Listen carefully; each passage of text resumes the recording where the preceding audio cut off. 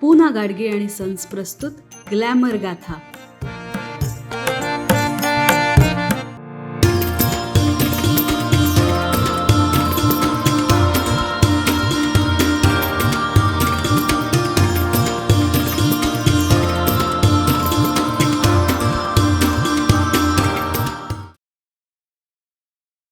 नमस्कार. ग्लॅमर गाथाच्या आजच्या भागात मी यशश्री तुम्हा सगळ्यांचं मनापासून स्वागत करते. मुंबईच्या गजबजलेल्या रस्त्यावर 1940च्या दशकात एक तरुण बसमध्ये तिकीट फाडत उभा आहे. खिशात फार पैसे नाहीत, पण मनात मात्र शब्दांची श्रीमंती आहे. प्रवासी बसमध्ये चढतायत, उतरतायत आणि हा तरुण तिकीट देताना मनात ओळी गुंफतोय, ये मेरा प्रेम पत्र पढकर. त्यावेळी त्याला ठाऊक नव्हतं की एक दिवस हीच ओळ लाखो लोकांच्या ओठावर असेल. तो बस कंडक्टर पुढे जाऊन बनला हिंदी चित्रपटसृष्टीतील एक अजरामर गीतकार. दीवाना मुझको लोग कहे, दिल एक मंदिर है, रात और दिन दिया जले, तेरे घर के सामने एक घर बनाऊंगा, अँड इव्हनिंग इन पॅरिस, गुमनाम है कोई. अशी अजरामर गाणी आपल्याला देणारा गीतकार म्हणजेच हसरत जयपुरी. हसरत जयपुरी यांचं मूळ नाव होतं इक्बाल हुसेन. हसरत जयपुरींचे वडील नाझिम हुसेन सैन्यात होते. त्यांच्या आईचं नाव होतं फिरदौसी बेगम. हसरत जयपुरी यांना लहानपणापासूनच कवितांची आवड होती. त्यांचे आजोबा फिदा हुसेन हे त्यांच्या काळातील एक प्रसिद्ध कवी होते, पण त्यांच्या आईला त्यांची कविता मान्य नव्हती. हसरतने आईचं ऐकण्यास नकार दिला. त्यांच्या आईनं त्याला कविता लिहायची असेल तर घर सोडून जायचा आदेश दिला. 1940मध्ये हसरत मुंबईला गेले, जिथे त्यांना जीवनातील खऱ्या संघर्षांना तोंड द्यावं लागलं. त्यांच्याकडे पैसे नव्हते, मुंबईमध्ये कोणी ओळखीचं नव्हतं आणि त्यांना अन्नाशिवाय अनेक दिवस फुटपाथवर झोपावं लागलं. खूप संघर्ष केल्यानंतर त्यांना बस कंडक्टरची नोकरी मिळाली, ज्याचं मासिक वेतन 11 रुपये होतं. त्यांनी ही नोकरी 8 वर्ष केली. 1918मध्ये जन्मलेले हसरत यांनी 1940च्या दशकात चित्रपटसृष्टीत प्रवेश केला आणि त्यांच्या कारकिर्दीच्या सुरुवातीच्या काळातच ते राज कपूर यांच्याशी जोडले गेले.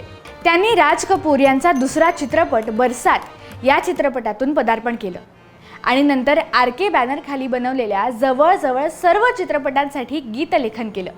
एकदा ते आपल्या कवितेचं सादरीकरण करत होते आणि त्या कार्यक्रमात उपस्थित होते पृथ्वीराज कपूर. हसरत यांनी मजदूर की लाश ही कविता सादर केली.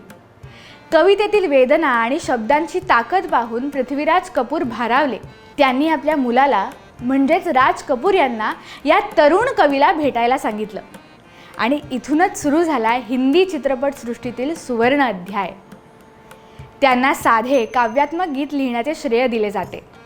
त्यांनी लिहिलेल्या RKच्या इतर हिट गाण्यांमध्ये श्री 420, आवारा, मेरा नाम जोकर या चित्रपटांचा समावेश होतो. त्यांनी शम्मी कपूरच्या तिसरी कसम, ब्रह्मचारी आणि अंदाज यांसारख्या हिट चित्रपटांसाठी गीते लिहिली. त्यांच्या कारकिर्दीत 200हून अधिक चित्रपटांसाठी गाणी लिहिली आहेत. हसरत हे प्रसिद्ध संगीत दिग्दर्शक अन्नू मलिक यांचे मामा. एकदा अन्नू मलिक यांनी सहज गमतीत म्हटलं, काका तुम्ही आता म्हातारे झालात, तुम्ही आता गाणी लिहू शकत नाही. अन्नू मलिकचे हे शब्द हसरत जयपुरींच्या मनाला लागले. त्यावेळी राज कपूर राम तेरी गंगा मेली बनवत होते. त्या चित्रपटाचे संगीत दिग्दर्शक होते रवींद्र जैन. हसरत जयपुरी रवींद्र जैन यांना म्हणाले, कृपया मला एक गाणं लिहिण्याची परवानगी द्या. मी काय लिहू शकतो ते मी कोणाला तरी दाखवू इच्छितो. रवींद्र जैन यांनी राज कपूर यांना हे सांगितलं. राज कपूर यांनी हसरत जयपुरी यांना गाणं लिहिण्याची परवानगी दिली. राज कपूर यांनी गाण्याची परिस्थिती समजावून सांगितली आणि हसरत जयपुरी यांनी सुन साहेबा सुन हे लिहिलं. लता मंगेशकर यांनी गायलेलं हे गाणं चित्रपटाला अजून वेगळ्या उंचीवर घेऊन गेलं. अशा प्रकारे त्यांनी अन्नू मलिकला दाखवून दिलं की ते अजूनही उत्कृष्ट गाणी लिहू शकतात. हसरत जयपुरी यांनी स्वतः संगम चित्रपटातील ये मेरा प्रेम पत्र पढकर या अमर गाण्याशी संबंधित एक मजेदार किस्सा सांगितला. एका मुलाखतीदरम्यान हसरत जयपुरी म्हणाले, मी शेजारच्या राधा नावाच्या मुलीवर प्रेम करायचो. मी तिच्यासाठी एक कविता लिहिली.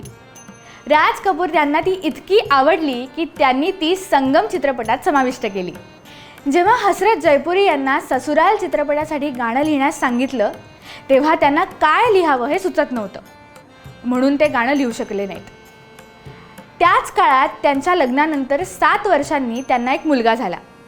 मुलाला पाहताच हसरत साहेबांचे शब्द कानावर पडले. ते शब्द होते, तेरी प्यारी प्यारी सूरत को किसी की नजर ना लगे. संगीत दिग्दर्शक जयकिशन ही तिथेच उपस्थित होते. त्यांनी लगेच म्हटलं, हाच गाण्याचा मुखडा आहे आणि आता ह्यालाच घेऊन गाणं पूर्ण लिहा.